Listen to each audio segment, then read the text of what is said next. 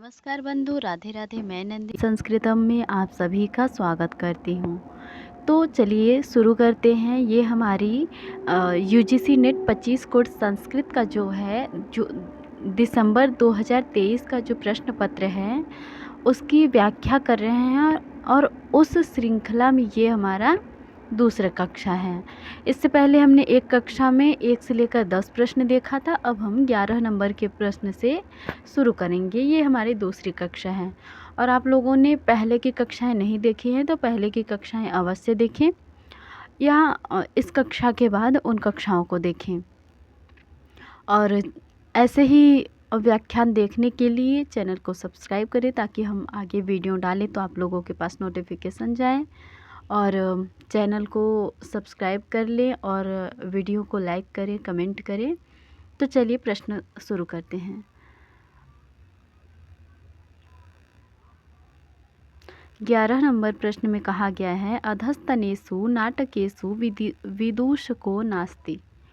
अर्थात ये जो 4 विकल्प दिए गए हैं, हमारे 4 नाटक हैं, उनमें से किन 2 नाटकों में विदूषक नहीं हैं। तो सबसे पहले हमारे जो भवभूति जी हैं उन्होंने 3 नाटक ही लिखा है और उनके तीनों नाटक में विदूषकों का अभाव पाया जाता है। उत्तर रामचरितम जो कि 7 अंकों का नाटक है, और महावीर चरितम, और इसके बाद आपका महावीर चरितम भी 7 अंक का ही है, और मालती माधव 10 अंकों का प्रकरण ग्रंथ है। और इन तीनों ही ग्रंथों में विदूषक का अभाव है। भवभूति जी के विषय में देखें तो उनका निवास स्थान दक्षिण भारत का पद्मपुर था और गोत्र उनका काश्यप था और पिता इनके नीलकंठ और माताजी जातुकर्णी थी, जातुकर्णी या जतुकर्णी। पितामह भट्ट गोपाल और ये शिव के उपासक थे। और इनकी उपाधियों के विषय में देखा जाए तो इनकी उपाधि श्रीकंठ, पदवाक्य प्रमाणज्ञ, परिणत प्रज्ञ और वश्यवाक, शिखरिणी कवि, उम्बेक, उदुम्बर, श्रीकंठ, पद लांछन इत्यादि इनकी जो है उपाधियां हैं। तो इस तरीके से महाकवि भवभूति जी के तीनों नाटकों में विदूषक का अभाव है। और यहाँ पर उनके 2 नाटक दे रखे हैं हमें, ए और सी। तो ए और सी हमारा यहाँ पे विदूषक नहीं है इन नाटकों में, तो हमारा ए और सी विकल्प जो है सही हो जाएगा। ए और सी चौथा विकल्प, हाँ, ए और सी हमारा जो है चौथा विकल्प यहाँ पर सही हो जाएगा। और इसके बाद ये जो 2 बचे हुए हैं नाटक, मालविकाग्निमित्रम और विक्रमोर्वशीयम, ये हमारे महाकवि कालिदास जी की रचना है। तो देखते हैं महाकवि कालिदास जी की कृतियों में अभिज्ञान शाकुंतलम और मालविकाग्निमित्रम, इनका सबसे प्रसिद्ध नाटक जो है इनका अभिज्ञान शाकुंतलम है, फिर मालविकाग्निमित्रम भी है और विक्रमोर्वशीयम भी इनका नाटक ही है, लेकिन ये त्रोटक के अंतर्गत आता है। और महाकाव्य है इनका रघुवंशम और कुमार संभवम। खंड काव्य इनका मेघदूतम है और गीति काव्य इनका ऋतुसंहार है। इनकी अन्य कृतियाँ भी मिलती हैं, काली स्तोत्र और गंगाष्टक और ज्योतिर्विदाभरण। इनकी उपाधियाँ कहें तो दीप शिखा, रघुकार, कवि कुलगुरु, कविता कामिनी विलास और उपसम्राट। अच्छा, कविता कामिनी विलास जो है कालिदास जी की है और भासोहास जो है वो भासी की है। तो इस तरीके से हमने जो है इस प्रश्न की व्याख्या देखी। अब हम अगले प्रश्न की ओर बढ़ते हैं। अगला प्रश्न है हमारा 12 नंबर। 12 नंबर प्रश्न में हमें उचित मिलान करना है। तो सबसे पहले ये जो है हमारा कारक प्रकरण से पूछा गया प्रश्न है। तो कारक प्रकरण में जो प्रथमा विभक्ति के विषय में एक सूत्र आया है, प्रातिपदिकार्थ लिंग परिमाण वचन मात्रे प्रथमा, अर्थात जिस प्रातिपदिक के उच्चारण करने पर जिस अर्थ की नियम से उपस्थिति या प्रतीति होती है उसे प्रातिपदिकार्थ कहते हैं। प्रातिपदिकार्थ मात्र में लिंग मात्र की अधिकता में, परिमाण मात्र में और संख्या मात्र में प्रथमा विभक्ति होती है। तो यहाँ पर वचन मात्र, परिमाण मात्र, लिंग मात्राधिक्य और प्रातिपदिकार्थ, ये चारों अर्थ और उनके उदाहरण दे रखे हैं और हमें सही मिलान करना है कि कौन किसका है। तो प्रातिपदिकार्थ मात्रे यथा उच्चै निश्चय कृष्णः श्री ज्ञानम इत्यादि है। तो यहाँ पर ज्ञानम दिया गया है, ज्ञानम दिया गया है। ज्ञानम ए का चौथा विकल्प ये प्रातिपदिकार्थ का उदाहरण है। तो ए का चौथा। इसके बाद हमारा जो है लिंग मात्राधिक्य का उदाहरण है तटः तटी तटम। तो तटः तटी तटम जो है लिंग मात्रा का है, तो बी का 3। और इसके बाद परिमाण मात्र का है द्रोड़ो व्रीहि। जब किसी शब्द से प्रातिपदिकार्थ के अतिरिक्त परिमाण अर्थ की प्रतीति हो, उसमें प्रथमा विभक्ति होती है। तो जैसे द्रोड़ो व्रीहि, द्रोड़ परिमाण से मापा हुआ धान, तो द्रोड़ो व्रीहि आपका परिमाण का उदाहरण है। तो सी का 2 और डी का वचन मात्रे प्रथमा 1। डी का 1, इस तरीके से हमारा दूसरा विकल्प सही हो जाएगा। यहाँ पर लगा हुआ भी है दूसरा विकल्प सही, और हम आपको बता भी देते हैं। वचन मात्र प्रथमा का उदाहरण है वचनम संख्या एकः द्वौ बहवः। वचन का अर्थ संख्या है, अतः संख्या मात्र में प्रथमा विभक्ति होती है। और संबोधन में भी प्रथमा विभक्ति होती है। तो इस तरीके से हमने इस प्रश्न का विवेचित करने योग्य तथ्यों को विवेचन किया। बाकी आगे बढ़ते हैं अगले प्रश्न की ओर। अगला प्रश्न है हमारा 13 नंबर। हाँ, अब ये कह रहे हैं कि संस्कृत नाटकेषु एतौ विदूषकोस्तः। संस्कृत नाटकों में इनमें से 2 विदूषक कौन हैं? तो इस प्रश्न में हमें बताना है कि 2 कौन, इनमें से जो 2 हैं वो विदूषक कौन कौन हैं। इनमें से आपके जो संस्कृत नाटकों में 2 हैं वो विदूषक कौन कौन इनमें से विदूषक हैं? माधव्य और चंद्रापीठ, इन चारों में से 2 आपके विदूषक हैं संस्कृत नाटकों में। तो कौन कौन हैं? तो ये चंद्रापीठ जो है वो नायक हैं, और माधव का कोई विदूषक के लिए ऐसा कुछ उल्लेख नहीं मिलता है संस्कृत नाटकों में। बाकी मैत्रेय और माधव्य ये 2 आपके विदूषक हैं। तो आइए एक बार हम संस्कृत नाटकों में किस नाटक में कौन विदूषक हैं और ये 2 मैत्रेय और माधव्य किस ग्रंथ में विदूषक हैं ये देख लेते हैं। तो सबसे पहले मैत्रेय जो हैं वो आपकी मृक्षकटिकम में विदूषक हैं, और माधव्य अथवा माधव्य जो हैं आपके वो अभिज्ञान शाकुंतलम में विदूषक हैं। और महाकवि भवभूति के नाटकों में तो विदूषक का अभाव ही है। इसके बाद विक्रमोर्वशीयम जो त्रोटक है उसमें माणवक विदूषक हैं, और मालविकाग्निमित्रम में गौतम विदूषक हैं, और रत्नावली और स्वप्नवासवदत्तम में वसंतक विदूषक हैं। इस तरीके से विदूषक हमारे संस्कृत ग्रंथों में पाए जाते हैं। और इसके बाद हम देख लेते हैं कि भाई ये जो हमारे मैत्रेय हैं विदूषक वो मृक्षकटिकम में पाए जाते हैं। तो मृक्षकटिकम में अन्य पात्र कौन कौन से हैं तो उनको भी देख लेते हैं, क्योंकि अभी विदूषक के विषय में पूछा गया है तो अन्य पात्रों के विषय में भी पूछा जा सकता है। तो पात्र परिचय में देखते हैं, नायक जो है सबसे पहले स्तुति उसमें शिव की करी गई है, छंद मंगलाचरण में स्तग्धरा है, और लेखक शूद्रक हैं। नायक चारुदत्त जो कि धीर प्रशांत नायक है, और गरीब ब्राह्मण। पत्नी उनकी धोता थी। नायिका वसंत सेना जो कि गणिका नायिका थी, और पत्नी उनकी धोता जो कि कुलजा नायिका थी। और प्रतिनायक सकार हैं, विदूषक मैत्रेय हैं, विधा प्रकरण है, अंक 10 है, कथानक लोकाश्रित है। उपजीव्य जो है भास का चारुदत्त नाटक और बृहत कथा है। भाषा गुणाढ्य की पैशाची भाषा है, और अंगिरस इसमें श्रृंगार संभोग श्रृंगार है। इत्यादि जो है विशेष बातें थीं। और इसके बाद इसमें जो 10 अंक हैं उनका एक बार हम अंकों का नाम देख लेते हैं। अलंकारन्यास हम क्रमशः बता रहे हैं, आप देखिए।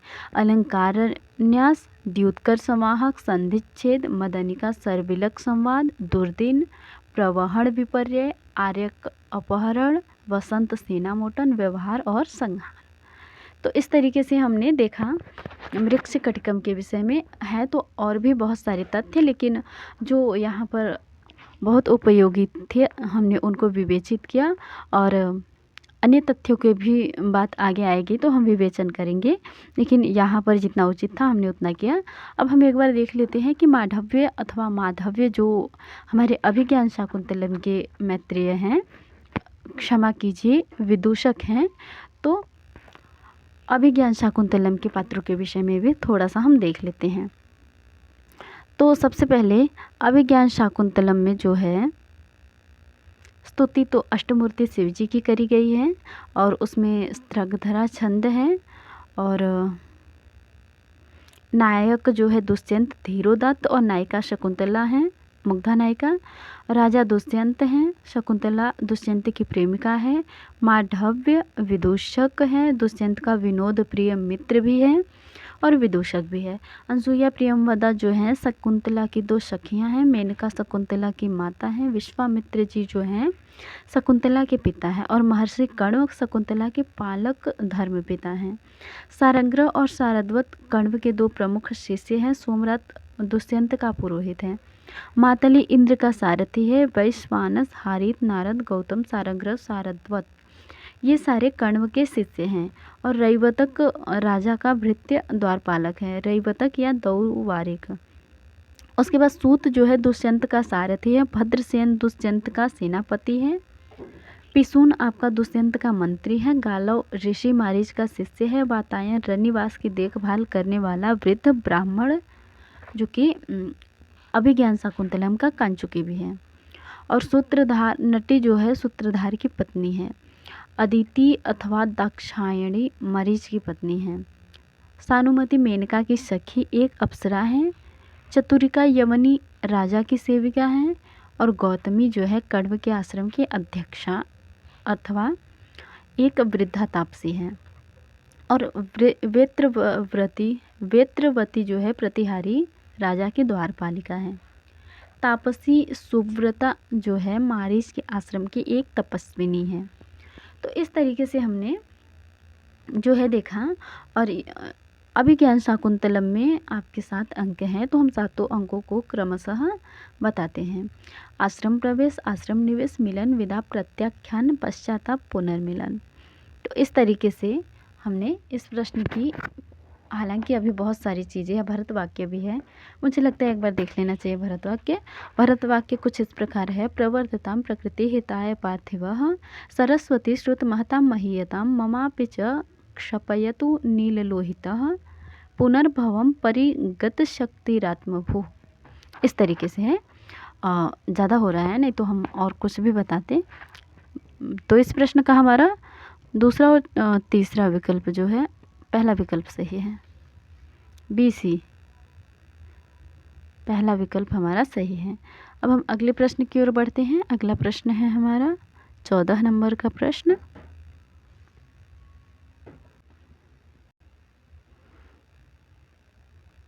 चौदह नंबर जो प्रश्न है इसमें कहा गया है बाह्यार्थ अनुमेयवादी कह। अर्थात जो ये बौद्ध दर्शन के 4 भेद है, भावना चतुष्टय, वहाँ से प्रश्न है। पूछा गया है कि बाह्यार्थ अनुमेयवाद किसे कहते हैं या कौन है। तो वहाँ पे 4 जो भावना चतुष्टय है उसमें है आपका माध्यमिक, योगाचार, सौत्रांतिक और वैभाषिक। माध्यमिक को शून्यवाद, नागार्जुन उसके मुख्य आचार्य हैं, और सर्वम शून्यम। और उसके बाद योगाचार के विषय में कहा गया है, योगाचार को विज्ञानवाद अथवा बाह्यार्थ शून्यवाद भी कहते हैं। और फिर आपका है वैभाषिक, नहीं क्षमा कीजिए, सौत्रांतिक है तीसरे नंबर पर। तो उसके लिए कहा गया है विज्ञानवाद के विषय में कहा गया है कि सर्वम स्वलक्षणम स्वलक्षणम। और उसके बाद सौत्रांतिक के विषय में कहा गया है बाह्यार्थ अनुमेयवाद और सर्वम दुखम दुखम। तो बाह्यार्थ अनुमेयवाद जो है वो सौत्रांतिक के विषय में है, तो हमारा पहला विकल्प जो है वो सही हो जाएगा। इस प्रश्न का पहला विकल्प सही हो जाएगा। और उसके बाद आपका वैभाषिक के विषय में कहते हैं सर्वास्तिवाद अर्थात अथवा बाह्यार्थ प्रत्यक्षवाद सर्वम क्षणिकम क्षणिकम। इस तरीके से आपका इस प्रश्न का हमारा पहला विकल्प जो है सही हो जाएगा। अब हम अगले प्रश्न की ओर बढ़ते हैं। अगला प्रश्न है हमारा 15 नंबर का। इस प्रश्न में कहा गया है धातुपारायणम इति व्याकरण ग्रंथस्य रचयिता अस्ति। अर्थात धातुपारायण नाम का जो व्याकरण ग्रंथ है उसके रचयिता कौन है? तो इसके रचयिता आपके हेमचंद्र सूर्य जी हैं। हेमचंद्र सूर्य जी हैं। हमें हमारा सही विकल्प तो चौथा मिल गया, लेकिन हम देखते हैं हेमचंद्र सूर्य जी के विषय में अन्य तथ्य जो है। उनका समय जो है 12वीं शताब्दी है और इनकी रचनाओं के विषय में देखें तो व्याकरण ग्रंथ में इनका जो है जैन न्याय से के विषय में जो है प्रमाण मीमांसा और अनेकार्थ संग्रह है। और व्याकरण ग्रंथ इनका जो है सिद्धिम शब्दानुशासन और धातुपारायण, सिद्धिम लिंगानुशासन, शब्दानुशासन, ये सारी हैं। और इनके विषय में कोश ग्रंथ इनका जो है आचार्य हेम ने संस्कृत में अनेक कोशों की रचना के साथ साथ प्राकृत अपभ्रंश कोश देसी नाममाला भी उन्होंने संपादित किया। उन्होंने 4 कोशों की रचना की, अभिधान चिंतामणिमाला, अनेकार्थ संग्रह और निघंटु शेष, और इसके बाद चौथा है आपका देसी नाममाला। और इनके द्वारा रचित काव्यानुशासन प्रायः इनका संग्रह ग्रंथ है। तो इस तरीके से इनके विषय में कुछ विशेष तथ्य थे। और हाँ, इनको कालिकाल सर्वज्ञ भी कहा जाता है। और तो ये सारी बातें थी इनके विषय में। और अब हम देख लेते हैं हमारे प्रश्न में नागेश भट्ट जी की चर्चा भी करी गई है, तो उनकी रचनाओं को भी देख लेते हैं। बाकी विनय सागर सूरी के विषय में यहाँ पर व्याकरण में बहुत चर्चा मुझे नहीं मिली, तो हम उनको नहीं, बाकी नागेश भट्ट जी और कैयट जी के विषय में थोड़ा देख लेते हैं। तो सबसे पहले हम नागेश भट्ट जी को देखते हैं। तो इनके पिताजी शिव भट्ट, माताजी सती देवी, गुरु इनके हरि दीक्षित जी थे। और बाकी चीज़ें तो ठीक है। इनके ग्रंथ जो हैं, ग्रंथ के विषय में देख लेते हैं। और इन्होंने अपने गुरु हरि दीक्षित जी से 18 बार व्याकरण का अध्ययन किया था। ये भी बहुत मुख्य है कि इन्होंने अपने गुरु से कितनी बार व्याकरण का अध्ययन किया था, तो 18 बार। और नागेश भट्ट जी की रचनाएं जो है लघु शब्देन्दु शेखर, परिभाषेन्दु शेखर और बृहद शब्देन्दु शेखर, लघु मंजूषा, परम लघु मंजूषा, स्फोटवाद, वैयाकरण सिद्धांत मंजूषा, उद्योत टीका, महाभाष्य, प्रत्याख्यान संग्रह, रस मंजरी टीका, इतनी इनके विषय में है। और इनका समय 17वीं शताब्दी है। इसके बाद कैयट जी के विषय में देखते हैं। कैयट जी का समय 12वीं शताब्दी है। और इन्होंने पतंजलि के वैयाकरण महाभाष्य की प्रतीप नामक टीका लिखी है। और इनके विषय में बहुत तो नहीं मिलता है, इन्होंने प्रतीप टीका लिखी है। तो इस प्रश्न की इतनी व्याख्या थी। और इस प्रश्न का सही विकल्प जो है वो चौथा उत्तर है। अब हम अगले प्रश्न की ओर बढ़ते हैं। अगला प्रश्न है हमारा 16 नंबर।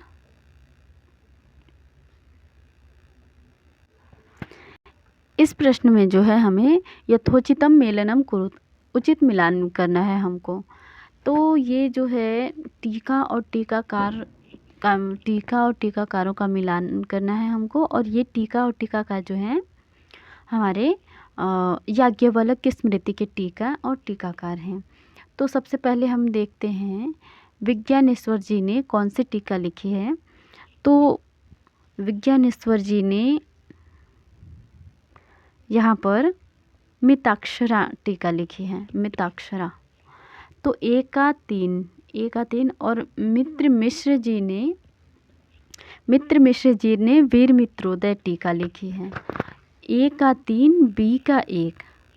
और अपरादित्य जी ने अपरार्क टीका लिखी है, सी का 2। और शूलपाणी जी ने दीप कलिका टीका लिखी है। तो इस तरीके से हमारा इस प्रश्न का पहला विकल्प जो है वो सही हो जाएगा। और हम अन्य टीकाकार भी देख लेते हैं। विश्वरूप जी ने बाल क्रीड़ा टीका लिखी है और इसके बाद अपरार्क जी ने याज्ञवल्क्य धर्मशास्त्र निबंध टीका लिखी है। बाकी 4 यहाँ पर दे रखे हैं। तो इस तरीके से इस प्रश्न का हमारा पहला विकल्प जो है वो सही हो जाएगा। अब हम अगले प्रश्न की ओर बढ़ते हैं। अगला प्रश्न है 17 नंबर।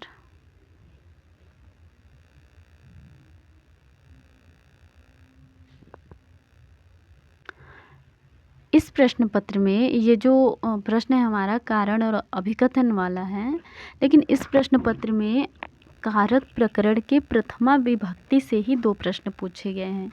एक प्रश्न पहले जो मिलान करने वाला था और एक ये कारक और अभिकथन वाला।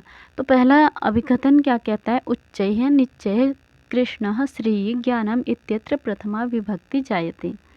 तो ये तो सही है कि उच्चय निश्चय कृष्ण श्री ज्ञानम इन सब में प्रथमा विभक्ति होती है। उसके बाद कारण क्या कहते हैं कि लिंग मात्रा अधिक्यात, अर्थात लिंग मात्रा की अधिकता से इन सब में प्रथमा विभक्ति होती है, जो कि बिल्कुल गलत है। लिंग मात्रा की अधिकता से नहीं बल्कि प्रातिपदिकार्थ मात्र से इसमें प्रथमा विभक्ति होती है। और लिंग मात्रा की जो है उदाहरण वो तटः तटी तटम ये है। तो इस तरीके से हमारा अभिकथन तो सही है लेकिन कारण गलत है और अभिकथन हमारा सत्य है किंतु कारण असत्य है। तो इस तरीके से हमारा तीसरा विकल्प सही हो जाएगा। इस प्रश्न का तीसरा विकल्प सही हो जाएगा। तीसरा विकल्प सही। अब हम अगले प्रश्न की ओर बढ़ते हैं। हाँ, यहाँ पर सही लगाया भी गया है। अगला प्रश्न है हमारा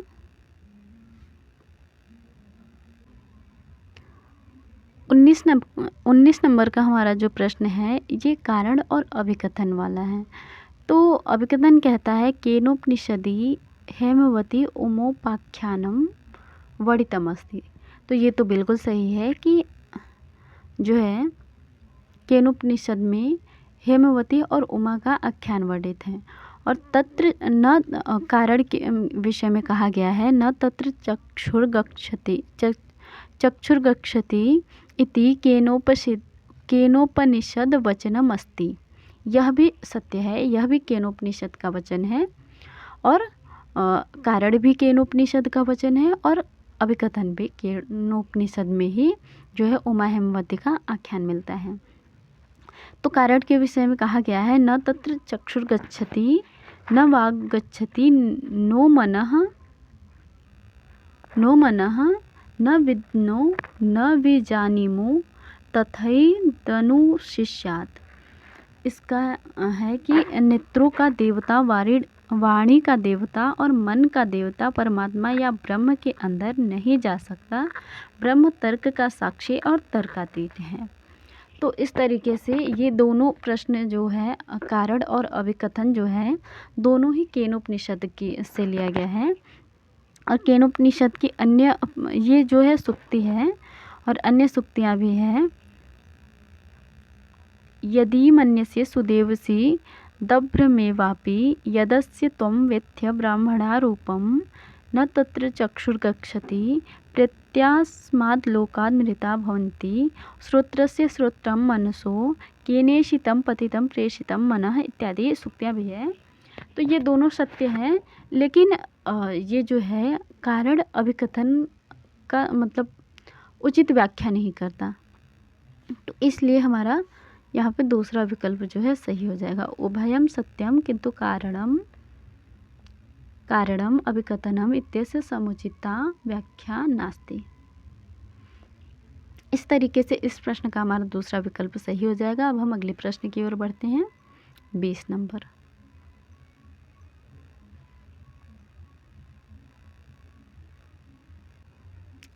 इस प्रश्न में कहा गया है प्रभाकर मते कति पदार्था जो है प्रभाकर के मत में कितने पदार्थ हैं। तो प्रभाकर जी के मत में 8 पदार्थ हैं। मीमांसा के अनुसार प्रभाकर जी के मत में 8 पदार्थ हैं और भाट्ट मत में 5 पदार्थ हैं। 8 पदार्थ कौन कौन से हैं? द्रव्य, गुण, कर्म, सामान्य, समवाय, शक्ति, संख्या, सादृश्य। और भाट्ट के मत में 5 पदार्थ कौन कौन हैं? द्रव्य, गुण, कर्म, सामान्य, शक्ति। बाकी न्याय के विषय में 16 पदार्थ है, वैशेषिक के विषय में 7 पदार्थ है, सांख्य के विषय में 25, योग 26 और वेदांत के विषय में 2, जीव और ब्रह्म। इसके बाद चारवाक 4 पदार्थ मानते हैं, पृथ्वी, जल, तेज, वायु। जैन जो है 2 ही पदार्थ मानते हैं, जीव और अजीव। बौद्ध भी आपके 2 ही पदार्थ मानते हैं, स्वलक्षण और सामान्य लक्षण। तो इस तरीके से इस प्रश्न का हमारा पहला विकल्प जो है वो सही हो जाएगा, अष्टौ। अब हमने 11 से लेकर 20 प्रश्नों तक इस कक्षा में देखा। अब हम 21 से अगली कक्षा में शुरू करेंगे। तो अब बने रहिए, चैनल को सब्सक्राइब कर लीजिए ताकि आगे आने वाली कक्षाओं को हम जो भी डालेंगे कक्षाएं आपको मिलती रहें। अब बाकी यदि आपने पहले की कक्षा नहीं देखी है तो अवश्य देखो। इस जो ये हमारी परीक्षा होने वाली है जनवरी में, इस परीक्षा के लिए मुझे लगता है आप लोगों को बहुत ज़्यादा लाभ होगा। अवश्य देखनी चाहिए, एक बार तो देखनी ही चाहिए। भले ही यदि आपको लगे तो नोट्स बनाइए, रिवीजन करिए, नहीं लगे तो एक बार बस देख लीजिए, उससे भी बहुत लाभ होगा आपको। तो बहुत बातें न करते हुए कक्षा को समाप्त करते हैं। धन्यवाद। मिलते हैं अगली प्रश्नोत्तरी में।